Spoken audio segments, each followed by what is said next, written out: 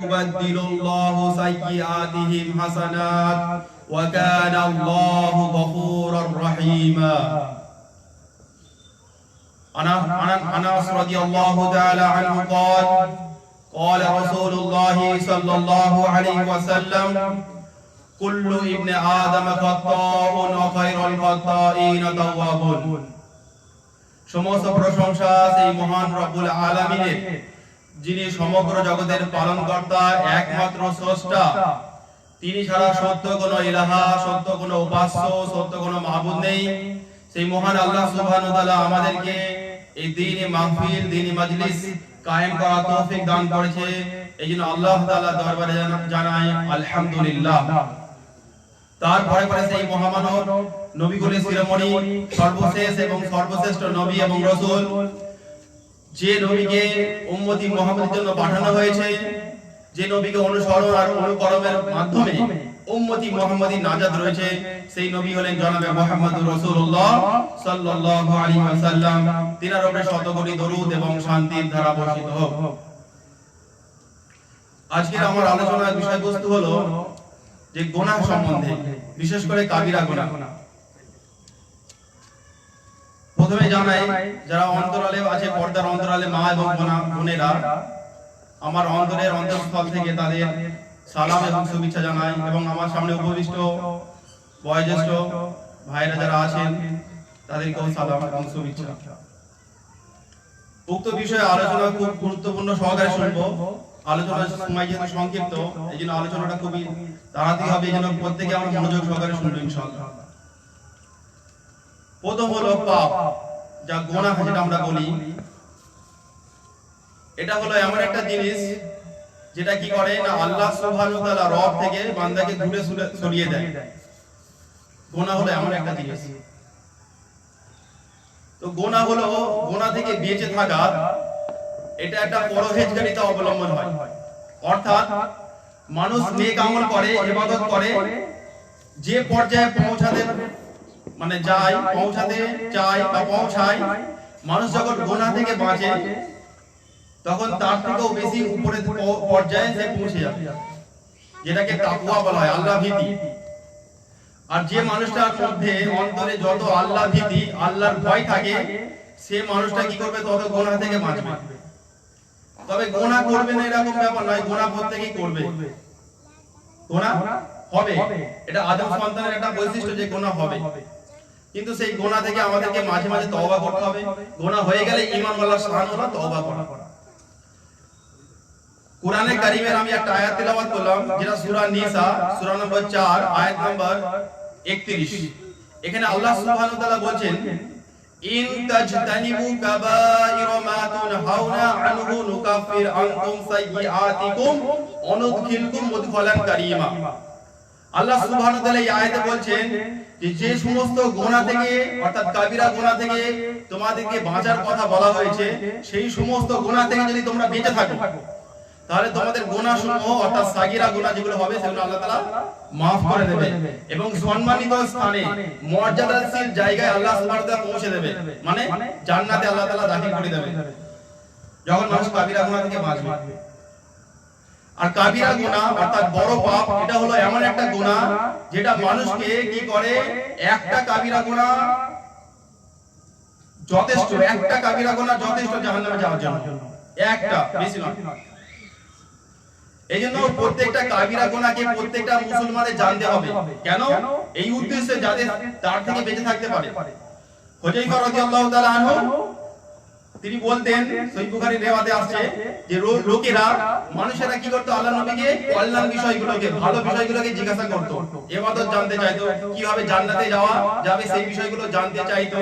কিন্তু আমি হুযায়ফা কি করতাম না, অকল্যাণ, মন্দ, খারাপ, অনিষ্ট, এই সমস্ত বিষয় আল্লাহর নবীকে জিজ্ঞাসা করতাম। কি উদ্দেশ্যে? এই জন্য যাতে ওই সমস্ত অকল্যাণ আমার উপরে ছেয়ে না যায়, আমাকে ঘিরে না ফেলে, আমি সেই ফিতনার মধ্যে পড়ে না যাই, আমি তার থেকে বেঁচে থাকতে পারি, এই উদ্দেশ্যে। এইজন্য কাবিরা গুনাহ সম্বন্ধে আমাদের জানতে হবে যে কোনগুলি হচ্ছে কাবিরা গুনাহ। গুনাহ আমাদের দ্বারা হবে। সহিহ মুসলিমের হাদিসে আবু আইয়ুব আনসারী রাদিয়াল্লাহু তাআলা আনহু তিনি বলছেন তিনি তার জীবনের শেষ অবস্থায় মৃত্যুর আগের মুহূর্তে এরকম একটা অবস্থায় তিনি একটা হাদিস আল্লাহ রাসূল সাল্লাল্লাহু আলাইহি ওয়াসাল্লাম থেকে বর্ণনা করছেন। তিনি বলছেন যে আমি এই হাদিসটা তোমাদের কাছে বলতাম না, গোপন রাখতাম, কিন্তু হাদিসের গোপন করা একটা গুনাহ। তো সেই ভয়ে তিনি এই হাদিসটা শেষ পর্যায়ে বললেন। কি বললেন? যে আল্লাহ রাসূল সাল্লাল্লাহু আলাইহি ওয়াসাল্লাম বলেছেন, লাউলা আন্নাকুম তুযনিবুন, লাউলা আন্নাকুম তুযনিবুন, যদি তোমরা পাপ না করো, যদি তোমরা গুনাহ না করো, লা খালাকাল্লাহু খালকান ইযনিবুন, আল্লাহ সুবহানাহু ওয়া তাআলা এমন মাখলুককে সৃষ্টি করবেন, এমন সম্প্রদায়কে সৃষ্টি করবেন, এমন জাতিকে সৃষ্টি করবেন যারা গুনাহ করবে, ইয়াগফিরু লাহুম, আল্লাহ সুবহানাহু ওয়া তাআলা তাদেরকে মাফ করে দেবেন, আল্লাহ তাআলা তাদেরকে ক্ষমা করে দেবেন। তাহলে আদম সন্তান একটা গুনাহ করবে, কিন্তু গুনাহ করার সাথে সাথে তাকে ফিরে আসতে হবে, তওবা করতে হবে, আল্লাহ তাআলার কাছে ফিরে আসতে হবে। কারণ তিরমিজির হাদিস 2499 নম্বর হাদিস, এই হাদিসে আসছে আনাস রাদিয়াল্লাহু তাআলা আনহু তিনি বলছেন যে কুল্লু ইবনে আদম খাতাউন, বনি আদমের অর্থাৎ আদম সন্তানের প্রত্যেকটা বান্দাই গুনাহ করনে वाला, খাতা করনে वाला, ও খায়রুল খাতাঈন তাওয়াবুন, আর তাদের মধ্যে শ্রেষ্ঠ কারা? যারা তওবা করে। গুনাহগারদের মধ্যে শ্রেষ্ঠ যারা তওবা করে, তারা উত্তম। এইজন্য কি হবে না, গুনাহ হবে, সঙ্গে সঙ্গে কি করতে হবে? আমাকে তওবা করতে হবে, আল্লাহ তাআলার দিকে ফিরে যেতে হবে। এইজন্য ঈমানওয়ালা গুনাহ অর্থাৎ পাপকে দেখে সে এত ভয় করে। আবু সাঈদ রাদিয়াল্লাহু তাআলা আনহু তিনি আল্লাহ নবী থেকে দুটো হাদিস বর্ণনা করছেন। একটা তিনি বলছেন যে আমি একটা বর্ণনা করছি কিরকম, তিনি বলছেন যে ঈমানওয়ালা মুসলিম বান্দা সে আল্লাহ সুবহানাহু ওয়া তাআলাকে ভয় করে এবং সে পাপ থেকে এরকম ভয় করে, সে মানে পাহাড়ের পাদদেশে ঢালে সে দাঁড়িয়ে আছে আর তার আশঙ্কা হচ্ছে, ভয় লাগছে যে পাহাড়টা ধসে তার গায়ে বা তার শরীরের উপরে, মাথার উপরে পড়ে না যায়। ঈমানওয়ালা গুনাহকে দেখে এরকম ভাবে ভয় করে। আর ওইদিকে ফাসিক মানে আল্লাহ তাআলার অবাধ্য, সে ভয় করে কি রকম, যে নাকে মাছি বসে কি তাড়িয়ে দিলাম, তো এরকম ব্যাপার। অর্থাৎ সে গুনাহকে ভয় করে না। তো সামান্য গুনাহ থেকে ভয় করতে হবে, এটা ঈমানুল্লাহ শান। এবং কোন গুনাহকে ছোট না মনে করা। ছোট গুনাহ মানুষ যখন বেশি ভাবে করতে থাকে সেটা কাবিরা গুনাহে পরিবর্তিত হয়ে যায়। এইজন্য কোন গুনাহকে ছোট না মনে করা, কোন নেকিকেও ছোট না মনে করা, কোন গুনাহকেও ছোট না মনে করা। কেন? কারণ ছোট নেকি যদি মানুষ একটা করে, বুখারী মুসলিমের এক হাদিসে আবু হুরায়রা রাদিয়াল্লাহু তাআলা আনহু তিনি বলছেন যে একটা লোক রাস্তা দিয়ে যাচ্ছিল, একটা কাঁটাযুক্ত ডাল রাস্তা দিয়ে সরিয়ে দিল। আল্লাহ সুবহানাহু ওয়া তাআলা খুশি হলেন এই বান্দার প্রতি, আল্লাহ তাআলাকে maaf করে দিলেন। এর জন্য maaf করা মানে কি? জান্নাত। তো একটা আমল করেছে কি, গাছের ডাল, কাঁটাযুক্ত ডাল রাস্তার মাঝখানে পড়েছিল, সরিয়ে দিয়েছে। আর একটা গুনাহ সহিহ মুসলিমের হাদিসে আসছে, আবু হুরায়রা রাদিয়াল্লাহু তাআলা আনহু তিনি বলছেন যে একটা মহিলা, আল্লাহ রাসূল সাল্লাল্লাহু আলাইহি ওয়াসাল্লাম বলেছেন একটা মহিলা বিড়ালের কারণে জাহান্নামে গেছে। কি ব্যাপার, ঘটনাটা কি না, মহিলা একটা বিড়ালকে বেঁধে রেখেছিল, একটা ঘরের মধ্যে বন্দী করে রেখেছিল, আটকে রেখেছিল। বিড়ালটিকে কিছু খেতে দেয়নি এবং তাকে ছেড়েও দেয়নি। ছেড়ে দিলে সে জমি থেকে কীট পতঙ্গ, ঘাস পাতা খেয়ে জীবন ধারণ করতো বা বেঁচে থাকতো। তো বিড়ালটাই বেঁধে রাখার কারণে, ঘরে বন্দী করা রাখার কারণে বিড়ালটি মারা যায়। অর্থাৎ এই আমলের জন্য মহিলাটি জাহান্নামের মধ্যে প্রবেশ করে। আচ্ছা, এখন আজান হচ্ছে, আজানের আমরা প্রত্যেকে জবাব দিই। মুয়াজ্জিন যা বলে এই আমাদেরকে শ্রোতা শুনছি যারা তাই বলতে হবে। আল্লাহু আকবার।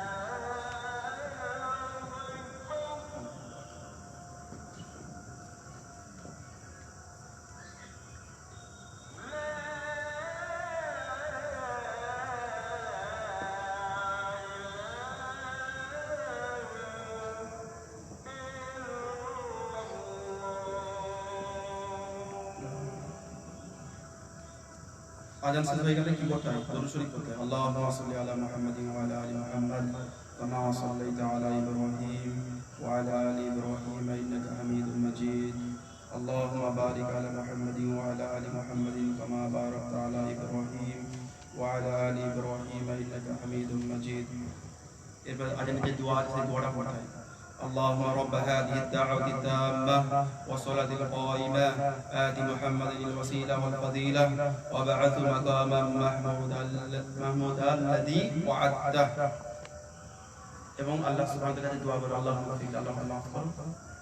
এতটুকু অঙ্ক করতে হবে, আরো আছে। এগুলো আজান শেষে দোয়া এটা যদি কেউ পড়ে তার জন্য জান্নাত ওয়াজিব এবং নবী সুপারিশ পাবে।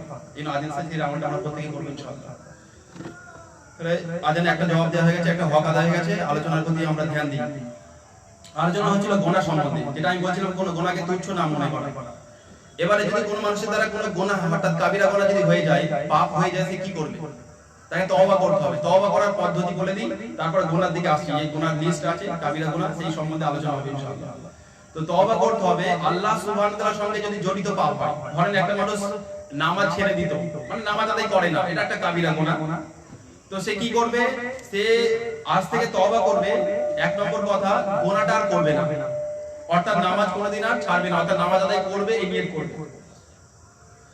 আর দুই নম্বর হলো সে কি করবে? অনুশোচনা হবে দিলের মধ্যে, তওবা করবে আল্লাহ তাআলার কাছে এবং ফিরে যাবে আল্লাহ সুবহানাহু ওয়া তাআলার কাছে। আর তিন নম্বর, অতীতে অর্থাৎ ভবিষ্যতে কোনোদিন গুনাহ করবে না, এই ওয়াদা করবে আল্লাহ সুবহানাহু ওয়া তাআলার সঙ্গে। তাহলে আল্লাহ তাআলা গুনাহকে কি করবে? মাফ করে দেবে। আর আল্লাহ সুবহানাহু ওয়া তাআলার সঙ্গে জড়িত পাপ এটা সহজে মাফ হয়ে যায়, কিন্তু বান্দার সঙ্গে জড়িত পাপ, যদি কারোর এক কাঠা জমি দখল করে নেয়, তাহলে সেই বান্দারকে ফেরত দিলে তবে আল্লাহ তাআলা মাফ করবেন, নাহলে আল্লাহ মাফ করার অধিকার রাখেন না। তো এটা হলো বিষয়, তওবা করার ব্যাপারটা এটা। এবারে আসি কাবিরা গুনার লিস্ট। কাবিরা গুনাহ ইমাম শামসুদ্দিন বিন আজ-জাহাবি রাহিমাহুল্লাহ তিনি একটা কিতাব লিখেছেন, সেই কিতাবে অনেক কাবিরা গুনার লিস্ট আছে। তার মধ্যে তিনি 70টা কাবিরা গুনার লিস্ট এনেছেন, 70টা। তো এখানে বলতে গেলে প্রায় 2 ঘন্টার মতো সময় লাগবে 70টা মানে ব্যাখ্যা করতে গেলে। তো আমি এখানে মূল কিছু বিষয় ব্যাখ্যা করব, যেখানে আল্লাহ নবী সহিহ মুসলিমের হাদিসে বলছেন যে তোমরা 7খানা ধ্বংসাত্মক গুনাহ থেকে বেঁচে থাকো, 7টা ধ্বংসাত্মক গুনাহ থেকে বেঁচে থাকো। তাতে 1 নম্বরে বললেন শিরক, 2 নম্বরে কি বললেন? জাদু করা, 3 নম্বরে মানুষকে হত্যা করা, 4 নম্বরে কোন এতিম বাচ্চার মালকে আত্মসাৎ করে নেওয়া, 5 নম্বরে হলো সুদ খাওয়া, 6 নম্বরে হলো আল্লাহ সুবহানাহু ওয়া তাআলার পথে জিহাদ করছে মানুষটা, সেখান থেকে ফিরে চলে এসেছে ফিরিয়ে। আর 7 নম্বর হলো কোন সতী সাধ্রী রমণী নারী ভালো মহিলা দিনদার পরহেজগার তার উপরে কেউ যদি জেনার অপবাদ দেয়, তাহলে এই 7টা হলো বড় কাবিরা গুনাহ, ধ্বংসাত্মক গুনাহ, মানুষের ধ্বংস ডেকে আনবে। এটা সহিহ মুসলিমের হাদিসে এবং আরো হাদিসে আসছে। তো এই হাদিসের এই যে বিষয়গুলো, এই যে হাদিসের গুনাহগুলো যেগুলো বলা হলো, এখানে প্রথমে আছে শিরক, যেটা আমাদের এমদাদুল ভাই কিছুক্ষণ আলোচনা করলেন শিরক সম্বন্ধে। এক কথায় শিরক হলো আল্লাহ সুবহানাহু ওয়া তাআলার জায়গায় অন্য কাউকে বসানো। আল্লাহ সুবহানাহু ওয়া তাআলার সত্তা, গুণাবলী, ইবাদতে, অধিকারে, ভয়, আশায় ইত্যাদি এরকম আরো অনেক বিষয় আছে। ইত্যাদি বিষয়ে এক আল্লাহ সুবহানাহু ওয়া তাআলার সঙ্গে অন্য কোন মখলুককে যুক্ত করাকে শিরক বলা হয়। আর শিরক হলো সবথেকে বড় গুনাহ, এটা আমরা সবাই জানি। শিরকের গুনাহ আল্লাহ সুবহানাহু ওয়া তাআলা ক্ষমা করবেন না। এবং যে ব্যক্তি শিরক অবস্থায় মারা যাবে, সে যত বড় ইবাদতকারী হোক না কেন, তার সিজদা করে যদি কপাল কালো হয়ে যায় আর মুশরিক অবস্থায় শিরক অবস্থায় মারা যায় মানুষটা, এই নিঃসন্দেহে জাহান্নামের অধিবাসী হবে। ইন্নাল্লাহা লা ইয়াগফিরু আইয়ুশরাকা বিহি ওয়া ইয়াগফিরু মা দুনা যালিকা লিমান ইয়াশা। আল্লাহ সুবহানাহু ওয়া তাআলা চাইলে বান্দার সব গুনাহ maaf করে দেবে, কিন্তু শিরকের গুনাহ maaf করবে না। শিরক হলো এত ভয়াবহ একটা অপরাধ। এবং আল্লাহ তাআলা অন্যত্র সূরা মাইদা আয়াত 72 এর মধ্যে বলেন, ইন্নাহু মাইয়ুশরিক বিল্লাহ, যে ব্যক্তি আমার সাথে অন্য কাউকে শরীক করবে, আল্লাহ তাআলা বলছে ফাকাদ হারামাল্লাহু আলাইহিল জান্নাহ, আল্লাহ সুবহানাহু ওয়া তাআলা তার জন্য জান্নাতকে হারাম করে দেবেন। ওমা ওয়াহুন নার, আর তার ঠিকানা, তার আবাসস্থল হবে, তার থাকার জায়গা হবে জাহান্নাম। ওমা লিয-যালিমিনা মিন আনসার, আর যে ব্যক্তি শিরক করে নিজের উপরে জুলুম করে, এরকম জালেমের জন্য কোনো সাহায্যকারী থাকবে না। এবারে শিরকের কিছু বিষয় বলি। আমাদের সমাজে যেগুলো আছে তাতে 1 নম্বরে গুরুত্বপূর্ণ শিরক হলো তাবিজ। 1 নম্বর গুরুত্বপূর্ণ শিরক কি? তাবিজ। মুসনাদ আহমদ হাদিস সহিহ, এখানে হাদিস আল্লাহ নবী সাল্লাল্লাহু আলাইহি ওয়াসাল্লাম বলেন, মান তাআল্লাকা তামিমাতান ফাকাদ আসরাক, যে ব্যক্তি তামিমা ঝোলালো, তাবিজ জাতীয় কোনো জিনিস ঝোলালো, ফাকাদ আসরাক, সে শিরক করলো। এটা কি শিরক না শিরকে আসগার? এবং যখন ওই তাবিজের উপরই ভরসা রাখবে শিরকে আকবার হবে। তাবিজ ভালো করে আল্লাহর মাধ্যমে, আল্লাহ ভালো করে তাবিজের মাধ্যমে, এটা হলো শিরকে আসগার। আর তাবিজই ভালো করে এটা শিরকে আকবার। ঈমান কি হবে? বেরিয়ে যাবে। ইবনে কাসিরের মধ্যে একটা রিওয়ায়াত এসেছে, সূরা ইউসুফের 106 নম্বর আয়াত এর ব্যাখ্যায় ওখানে এসেছে, হুযায়ফা রাদিয়াল্লাহু তাআলা আনহু তিনি বলছেন যে আমি একটা অসুস্থ লোককে দেখতে গেলাম, যার জ্বর হয়েছিল। লোকটা যখন বেডের মধ্যে শুয়ে আছে, আমি তাকে জিজ্ঞাসা করলাম যে তুমি কি হয়েছে? বলল আমার জ্বর হয়েছে। তখন হাতে আমার লক্ষ্য করলাম যে হাতের মধ্যে একটা সুতো বেঁধেছে, একটা দাগা সুতো বেঁধেছে। তো আমি জিজ্ঞাসা করলাম এই সুতোটা কেন বেঁধেছো? তখন তিনি বললেন যে আমি সুতোটা এই জন্য বেঁধেছি যাতে আমার জ্বরটা দূর হয়ে যায়, আমি আরোগ্য লাভ করি, সুস্থতা লাভ করি, অর্থাৎ ভালো হয়ে যায়। হুযায়ফা রাদিয়াল্লাহু তাআলা আনহু তখন সুতোটাকে টেনে ছিঁড়ে দিলেন অথবা কেটে দিলেন, আর কুরআনে কারীমে সূরা ইউসুফ সূরা নম্বর 12 আয়াত নম্বর 106 তেলাওয়াত করলেন, ওমা ইউমিনু আকসারুহুম বিল্লাহি ইল্লা ওয়া হুম মুশরিকুন। অধিকাংশ মানুষ আল্লাহ সুবহানাহু ওয়া তাআলার উপরে ঈমান আনার সত্ত্বেও মুশরিক। অধিকাংশ মানুষ মুসলিম যারা বিশ্বাস করে আল্লাহকে, তারপর তারা মুশরিক হয়ে গেছে। এক নম্বর গুরুত্বপূর্ণ এই ব্যাপারটা ছিল, তাই আমি তাবিজ সম্বন্ধে বললাম। এছাড়া আরো অনেক আছে। মাজারে যাওয়া, মাজারে যাওয়াটাই শিরক। ওখানে যত কাজ হয় সব শিরক আর বিদআত। শিরকে আকবার বেশি হয়, সিজদা করা শিরকে আকবার, পুরো ঈমান দিল থেকে অন্তর থেকে পুরো বেরিয়ে যায়, ঈমান থাকে না, মানুষটা মুশরিক হয়ে যায়। এই অবস্থায় মারা গেলে ও জাহান্নামের মধ্যে অধিবাসী হয়। 2 নম্বর মাজারে যায় এই জন্য যে বাবার কাছে চাইবে কিছু, মনোকামনা পূর্ণ করা, সন্তান হোক, ব্যবসা হোক, যে কোনো লাইনের হোক, বিস্তারিত আছে, আমি সংক্ষেপ বললাম। 3 নম্বর পুরো নজরবন্দি যায় যে আমার একটা সন্তান হলে একটা এই নজরানা দেব, এগুলো শিরক। এইজন্য মাজারে যাওয়াটাই শিরক, মাজারে একদম যাওয়া যাবে না। আল্লাহ নবী মেয়েদেরকে মসজিদে যেতে বলেছিলেন, আমাদের সমাজে মসজিদে যাওয়ার অনুমতি নেই, তাই মেয়েরা কি করে? মাজারে গিয়ে ভিড় করে। এইজন্য মেয়েরা ঘরের মধ্যে সালাত আদায় করবে, তারা ঘরের মধ্যে জিকির আজকার করবে, এটা তাদের জন্য উত্তম। ঠিক আছে, এটা হলো শিরক, 1 নম্বর গেল। 2 নম্বর হলো জাদু। জাদু আমরা জানি, ব্ল্যাক ম্যাজিক। জাদু হলো এমন একটা জিনিস যে জাদু করে সে কুফরি করলো, সে শিরক করলো, এই মানুষটাও জাহান্নামের অধিবাসী। জাদু করে অনেক পদ্ধতি আছে, আমি অত বিস্তারিত বলবো না। তো জাদু যে করে সে কাফের হয়ে যায়, সে আর ঈমানওয়ালা থাকে না যদি মুসলিম কোনো জাদু করে। এইজন্য জাদু জিনিসটা সত্য, কিন্তু যে করে সে কাফের হয়ে যাবে। 3 নম্বর মানুষকে হত্যা করা এটা কাবিরা গুনাহ। মানুষকে হত্যা করা, যে কোনো মানুষকে হত্যা করা কাবিরা গুনাহ, তার জন্য জাহান্নামের কথা এসেছে। 4 নম্বর হচ্ছে এতিমের মাল আত্মসাৎ করা। যেমন মাদ্রাসায় যদি বাচ্চারা থাকে, সেখানে যদি কোনো মাল আসে, সেখানে যদি সেক্রেটারি কি করে মালগুলোকে নিয়ে নিজে ব্যবহার করে বা আত্মসাৎ করে, এটা একটা কাবিরা গুনাহ, কিয়ামতের দিনে বুঝিয়ে দিতে হবে। তারপরে আছে সুদ খাওয়া, যেটা সমাজে একদম অহরহ। সহিহ মুসলিমের একটা হাদিস আছে, আল্লাহ রাসূল সাল্লাল্লাহু আলাইহি ওয়াসাল্লাম বলেন এমন একটা জামানা এসে যাবে অচিরেই যে সুদ প্রত্যেকটা মানুষ খাবে, মানে আমিও খাবো, আপনিও খাবেন, সবাই সব খাবে। আল্লাহ তাআলা বলছেন যে যদি ও সুদ না খায়, ও সুদের ধোঁয়া ওর কাছে পৌঁছে যাবে, সুদের আওয়াজ ওর কাছে পৌঁছে যাবে। প্রত্যেকটা মানুষই ব্যাংকের বই করে, আর এটা একটা সামান্য পরিমাণ হলো সুদ করে। আমারও ব্যাংকের বই আছে, আমি সুদ খাটাই না বা সুদ খাই না, কিন্তু হয়তো 10,000 টাকা 15,000 টাকা আছে, তাতেও 1% 2% সুদ হচ্ছে, তাতেও মাসে 10 টাকা 20 টাকা সুদ হবে। তো এই সুদটার জন্য মুক্ত কি? এই সুদটাকে নিয়ে মানে মাদ্রাসায় দিয়ে দেওয়া, মুক্ত হওয়ার পদ্ধতি আছে। কিন্তু যারা সুদ খাচ্ছে, বিশেষ করে যে বন্ধন ব্যাংক আছে, মেয়েরা যারা যায়, এই যে একদম পরিষ্কার হবে সুদ, এটা ঠিক আছে, পরিষ্কার হবে সুদ খাওয়া। আর যে ব্যক্তি সুদ খায় সে আল্লাহ এবং তার রাসূলের বিরুদ্ধে যুদ্ধের ঘোষণা করলো, কিয়ামতের দিনে তাকে রক্তের নদীতে ফেলে দেওয়া হবে, আর পাশ দিয়ে ফেরেশতা কি করবে? ঢেলা মারবে, পাথর মারবে, তার মুখ চৌচির হয়ে যাবে। তো সুদ খাওয়া বলে একটা এমন গুনাহ, শিরক করা, জিনা করা, নামাজ ছেড়ে দেওয়া, বড় বড় কাবিরা গুনাহ যদি করে, এরকম ব্যাপারে আল্লাহ নবী বলেননি। কিন্তু সুদ যদি কেউ 1 দিরহাম খায়, 1 টাকা পরিমাণ যদি সুদ খায়, 36 বার জিনা করার অপরাধ তার আমলনামায় লেখা হবে। এত জঘন্য অপরাধ। তো সুদ থেকে কি করতে হবে? না বাঁচতে হবে। 5 নম্বর যেটা ছিল, 6 নম্বর যেটা যুদ্ধক্ষেত্র থেকে পালিয়ে আসা। ইসলামকে জিন্দা করার জন্য যুদ্ধ হচ্ছে, দিন প্রতিষ্ঠা করার জন্য, সেখান থেকে কোনো মুজাহিদ যদি পালিয়ে আসে, এটা কাবিরা গুনাহ। কিন্তু এই মুজাহিদ যদি ফিরে এসে তওবা করে, তিরমিজির হাদিসে আছে, আস্তাগফিরুল্লাহ আল্লাযী লা ইলাহা ইল্লা হুয়াল হাইয়ুল কাইয়্যুম ওয়া আতুবু ইলাইহি, তাহলে আল্লাহ তাকে maaf করে দেবে। তাহলে বোঝা যাচ্ছে এই হাদিসের আলোকে মানুষ যদি কোনো কাবিরা গুনাহ করে, এই ইস্তেগফার করে, আল্লাহ তাকে maaf করে দেবে। এবং ইস্তেগফারের কথা আমি এখানে লাস্টে বলবো ইনশাআল্লাহ। আর এটা হলো সতী সাথী রমণীর উপরে কোনো কেউ যদি অপবাদ দেয়, কোনো খারাপ অপবাদ দেয়, এটা একটা কাবিরা গুনাহ। এছাড়া অনেক কাবিরা গুনাহ আছে, নামাজে অবহেলা করা, এটা একটা কাবিরা গুনাহ। নামাজে অবহেলা মানে কি? নামাজ পড়ে মানুষটা কিন্তু অবহেলা করে।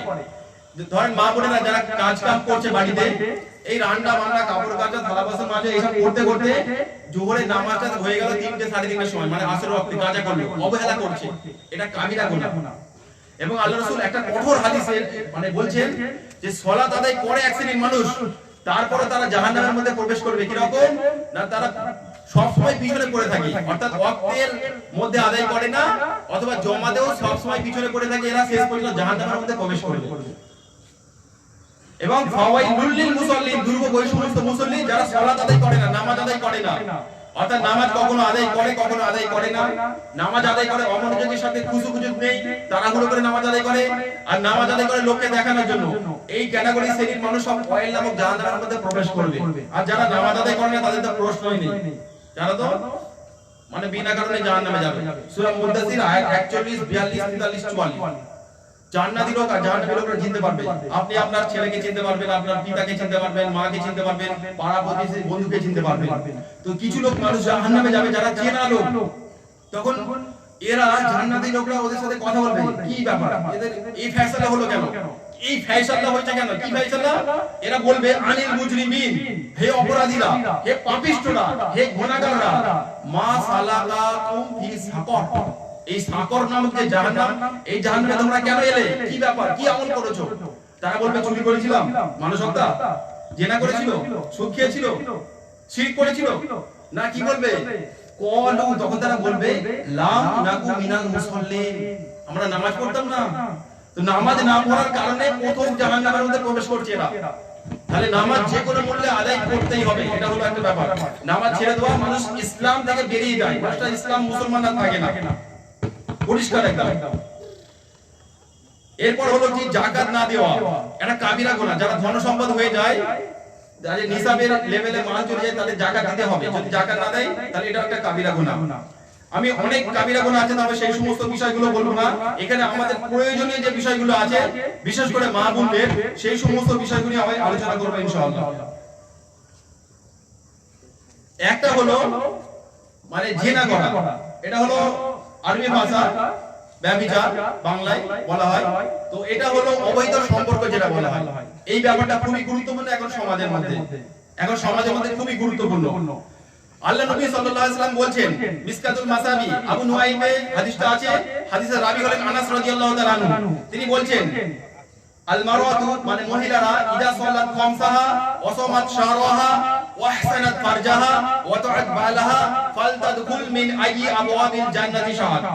কোন মা বোন যদি 5 ওয়াক্ত নামাজ আদায় করে, রমজান মাসে রোজা রাখে, আর নিজের সতীত্বকে হেফাজতে রাখে, আর স্বামীকে মেনে চলে, আল্লাহ নবী বলেন এই 4টে আমল যদি কোনো মহিলা করে, তার জন্য জান্নাতের 8টা দরওয়াজা খোলা থাকবে। সুবহানাল্লাহ। এখানে আল্লাহ নবী একটা পয়েন্ট বলেন, সেটা হলো ওয়া আহসানাত ফারজাহা। ফারজাহা মানে লজ্জাস্থান, অর্থাৎ গোপন অঙ্গ, এর হেফাজত করতে হবে। খুবই কঠোর এসেছে এই ব্যাপারে হাদিসে।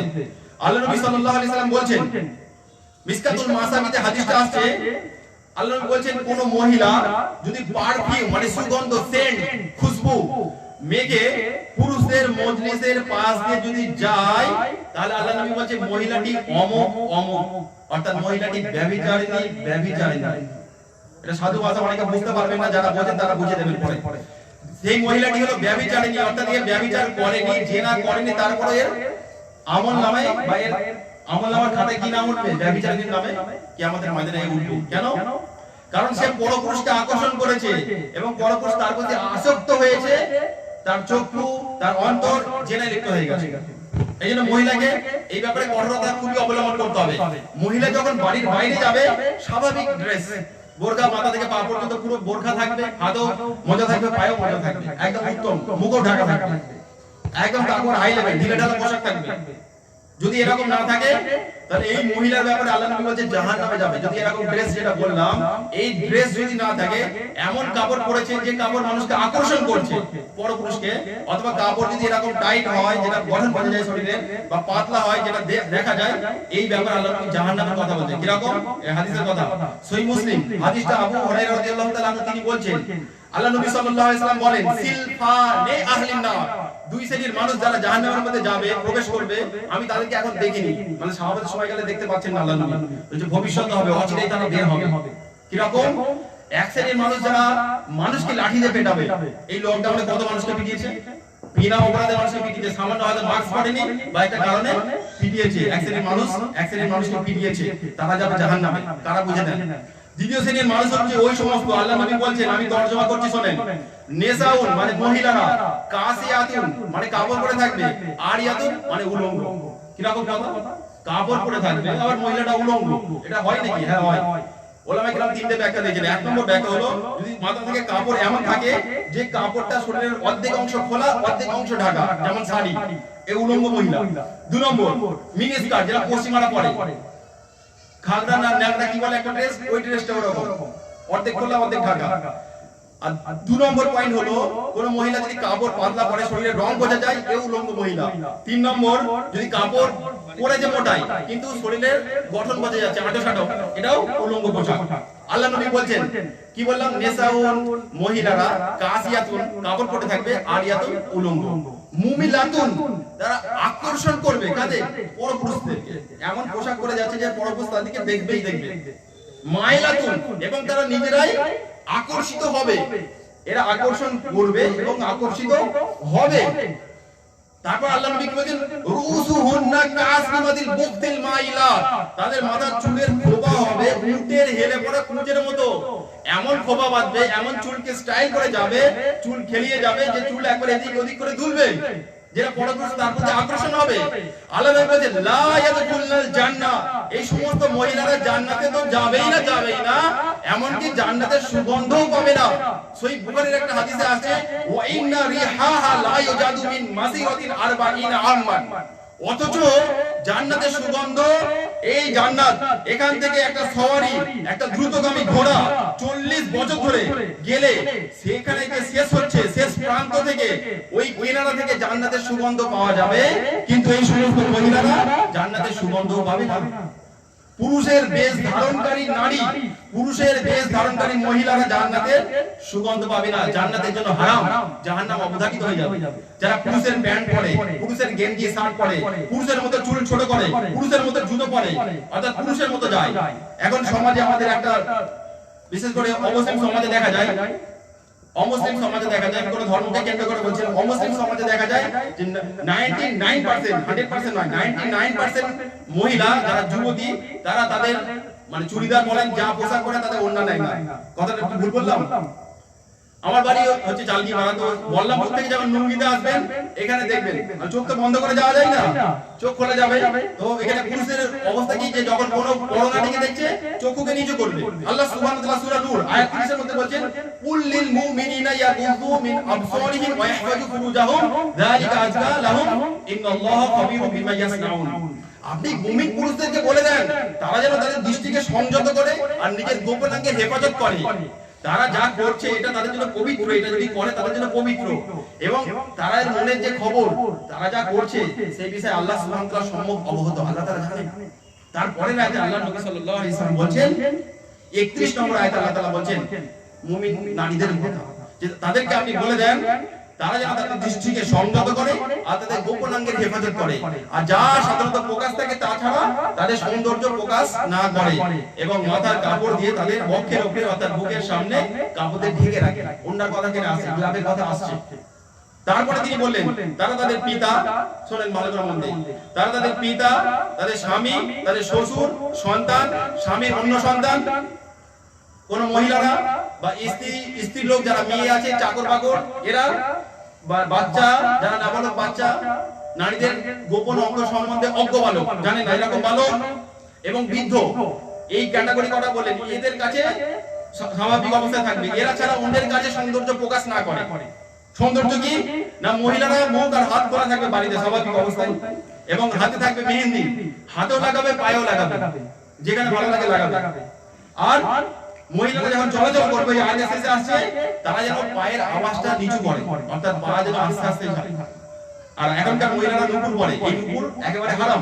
নুপুরের আওয়াজ যখন রাস্তাতে আপনি যাবেন, তো পরপুরুষ আপনার দিকে দৃষ্টি দেবে, অর্থাৎ আপনি আকর্ষণ করলেন, ওই হাদিসের আন্ডারে পড়ে গেলেন, জাহান্নামী হাদিসে।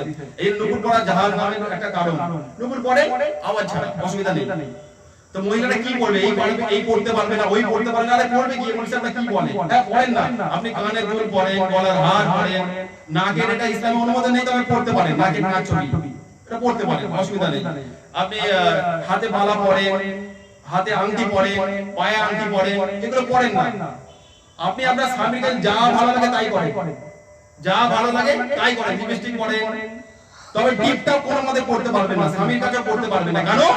টিপটা হলো অমুসলিমদের দেওয়া, টিপটা যে পরে সে অমুসলিমদের কালচারকে অনুসরণ করা। এইটা টিপ একমাত্র একদম পড়া যাবে না, টিপ একদম পড়া যাবে না। কারণ সহিহ আবু দাউদের হাদিসে আছে আল্লাহ নবী সাল্লাল্লাহু আলাইহি ওয়াসাল্লাম বলেন, যে ব্যক্তি যে জাতির অনুসরণ করবে কিয়ামতের দিনে তাকে সেই জাতির কাতারে রাখা হবে। এইজন্য এই সমস্ত জিনিস থেকে হেফাজত হতে হবে। বিশেষ করে ব্লু ব্লক যেটা মেরা করে, এটাও একেবারে হারাম, করা যাবে না। আল্লাহ সুবহানাহু ওয়া তাআলা লানত বর্ষণ হয় ওই মহিলার প্রতি যারা ব্লুকে ব্লক করে, অর্থাৎ ব্লু চাঁচে, এটাও তাদের জাহান্নামে যাওয়ার কারণ। এই আমরা যদি এই সমস্ত আমলগুলো জানি যেগুলো জাহান্নামে যাওয়ার কারণ হয়ে যায়, সেই সমস্ত কারণের মধ্যে আমি যেন লিপ্ত না হই। খুবই গুরুত্বপূর্ণ এই ব্যাপারগুলো, এগুলো খুবই গুরুত্বপূর্ণ যেটা সমাজে বেশি চলছে। এবং দ্বিতীয় বিষয় যে হাদিস আমি পেশ করেছিলাম যে 4টি আমল করলে মহিলারা জান্নাতে যাবে, তার মধ্যে একটা আমল কি ছিল? স্বামীকে মেনে চলার বিষয়টা। যদি স্বামীকে না মেনে চলেন, আপনি যতই পরহেজগারিতা অবলম্বন করেন, যতই ইবাদত করেন, জান্নাতে যাওয়া কঠিন হয়ে যাবে, জান্নাতে যেতে পারবেন না। হুসাইন ইবনে মেহসান রাহমাতুল্লাহ বলেন, হাদিসটা সহিহ, আলবানী রাহিমাহুল্লাহ বলেন যে একটা মহিলা আসমা রাদিয়াল্লাহু তাআলা আনহা নবীজির কাছে আসলেন, আর আসার পর একটা কোনো প্রয়োজন ছিল, আল্লাহ নবী প্রয়োজনটা পূর্ণ করলেন, দিলেন, কিছুটা দরকার ছিল। তারপর বলেন, হে অমুক মহিলা, তোমার স্বামী আছে? তখন আসমা রাদিয়াল্লাহু তাআলা আনহা বলছেন যে হ্যাঁ আমার স্বামী আছে। বলল, তুমি তোমার স্বামীর কেমন স্ত্রী? তখন আসমা রাদিয়াল্লাহু তাআলা আনহা বলছেন, আমি আমার স্বামীর আনুগত্য আর খিদমতে কমতি করি না, তবে আমার স্বামীর পক্ষ থেকে কমতি পাই, স্বামীর পক্ষ থেকে কমতি পাই। তখন আল্লাহ নবী বললেন, ভেবে চিন্তে বলো, তুমি কি বলছো? হুয়া জান্নাতুকা হুয়া নারুকা, ও তো তোমার জান্নাত, ও তো তোমার জাহান্নাম। স্বামীর পায়ের তলায় জান্নাত, এই হাদিস জাল, এটা সঠিক নয়। স্বামী জান্নাত, স্বামী জাহান্নাম, অর্থাৎ স্বামীর খিদমতে জান্নাতে চলে যাবে, আর স্বামীর খিদমত যদি না করে জাহান্নামে চলে যাওয়ার কারণ হবে। সবথেকে বেশি জাহান্নামে যাবে স্বামীর নাশুকরি করার কারণে। এই হাদিসটা বলে আমি সমাপ্ত করে দেব ইনশাআল্লাহ। সহিহ বুখারীর হাদিস, হাদিসটা মনোযোগ সহকারে শুনুন। ইবনে আব্বাস রাদিয়াল্লাহু তাআলা তিনি বলছেন যে এখন সূর্যগ্রহণ হলো, সালাতুল কুসুফ মানে সূর্যগ্রহণের নামাজ আদায় করলাম আমরা, কোথায়? খোলা ময়দানে। আল্লাহ রাসূল সাল্লাল্লাহু আলাইহি ওয়াসাল্লাম সালাত আদায় করলেন, সূর্যগ্রহণের নামাজের ওখানে বিস্তারিত কথা বলা আছে। তারপর আল্লাহ রাসূল যখন নামাজ আদায় করছেন, তো সাহাবারা পিছনে আছে। সাহাবারা আল্লাহ নবী সাল্লাল্লাহু আলাইহি ওয়াসাল্লামকে লক্ষ্য করছেন যে নামাজ আদায় করতে করতে সামনের দিকে হাত বাড়ালেন, কিছু একটা যেন ধরতে যাচ্ছিলেন, হঠাৎ করে তিনি পিছনে চলে আসলেন। তো সাহাবারা নামাজ শেষে বললেন, ইয়া রাসূলুল্লাহ সাল্লাল্লাহু আলাইহি ওয়াসাল্লাম, আমরা ইতিপূর্বে এরকম আপনাকে কোনোদিন দেখিনি, কি ব্যাপার? আপনি সামনে গেলেন আবার পিছনে চলে আসলেন নামাজ পড়তে পড়তে, ব্যাপারটা কি?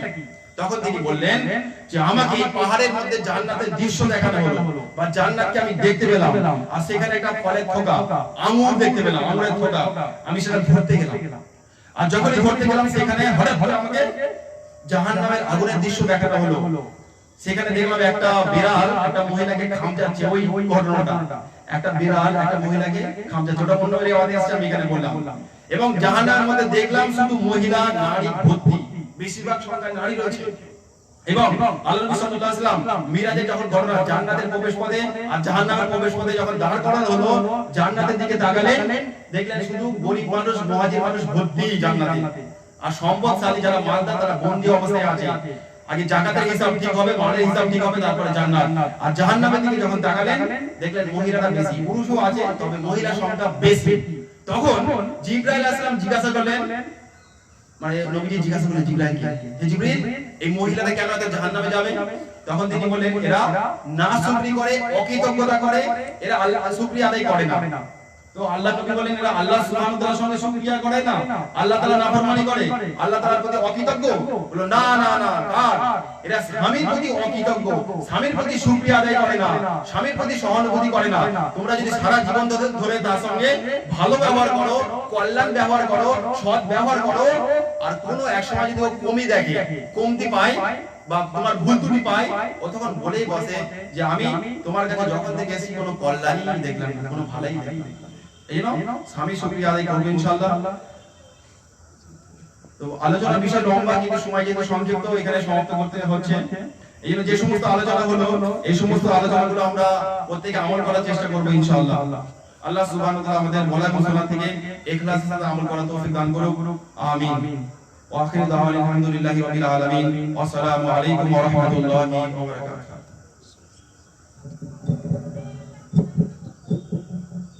আলহামদুলিল্লাহ, এতক্ষণে আমাদের প্রাণপ্রিয় দিনী ভাই সাজ্জাদ আল্লাহ সুবহান, উনি আপনাদের সামনে নারীদের সম্পর্কে বক্তব্য রাখবেন এবং নারীদের জাহান্নাম এবং জান্নাত পাওয়ার ব্যাপার সমূহ পবিত্র কুরআন ও সুন্নাহ দিয়ে উনি বোঝানোর চেষ্টা করেছেন। আমি আমার প্রাণপ্রিয় বৃন্দকে